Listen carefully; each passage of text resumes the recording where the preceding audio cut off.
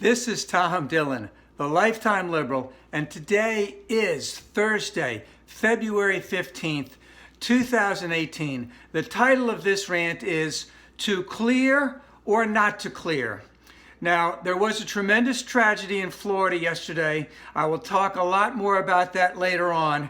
We'll have to see what politicians may or may not do. And those are politicians in Washington. But the outrage is there, and we'll have to see if they're actually going to do anything this time. I'm not optimistic about that. But in terms of what's been going on in the White House, they have been exceptionally deceptive in guarding our nation's secrets and deceptive in not admitting that they had someone in the White House who had slapped his two ex-spouses around, and they were okay with that. So, and that they were blaming the intelligence agencies for not giving that information to them all the way up until Monday. So up until Monday, they basically said, we hadn't gotten all the relevant information. When we found out this guy had slapped his wives around, we got rid of him right away. And that is a total lie. So on Tuesday, the director of the FBI, in front of an Senate Intelligence Committee under oath, basically stated that this guy, Rob Porter, who they had done a background check on, they knew that he had slapped around his ex-wives, violence against women, that the preliminary report was done last March, that it was completely done in July, that they had done a follow-up this November, and that they had closed the case in January, and they had given some additional information to the White House this month.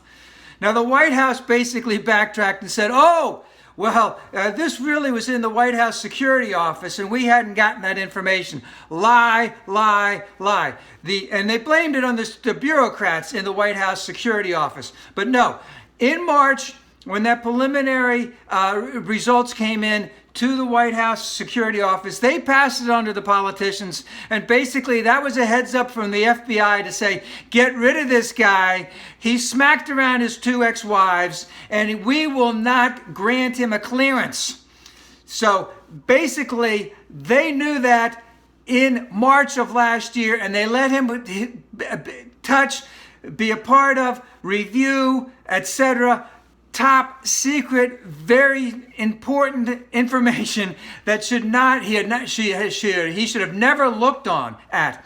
And there were up to 100 people in the White House who had also had temporary security clearances. And of course, they blamed the bureaucrats in the White House security office.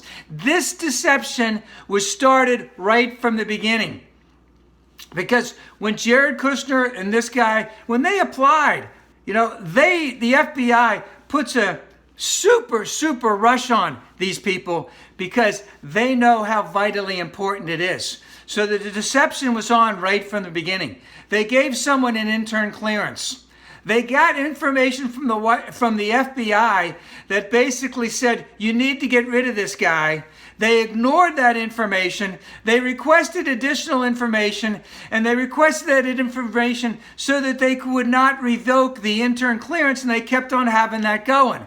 So, as I said, up to 100 people in the White House have temporary security clearances. And what this speaks to is two things that I don't think the American people want people in the White House to be a part of, and that is accepting violence against women, and also having people who cannot get a security clearance have their eyes on top secret information. I also, and one thing about this is that these people in the White House, they're not third stringers like someone said the other day. No, they're fourth and fifth stringers, and they can't find anyone to replace a lot of these people. And I don't think that the white people who voted for the betrayer of trust last November in Michigan, in Wisconsin, in Ohio, in those targeted areas where that very, very small number of white people turned the election over to him, that they thought that shaking things up meant that this White House would say that it's okay for for violence against women, and it's okay for people who do that type of thing to have access to a lot of our nation's top secrets. I don't think they voted for that. The resistance must continue, and it has to go through the election, and after the election, it has to keep going after that. It has to be unending.